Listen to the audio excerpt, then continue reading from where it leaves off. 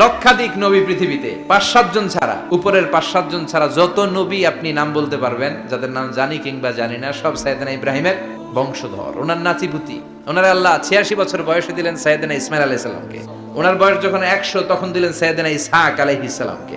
দুর্ভাগ্যজনক হলেও সত্য, ইসমাইলের চেনে কোনো নবী আল্লাহ দেন নাই, কোনো নবী নাই।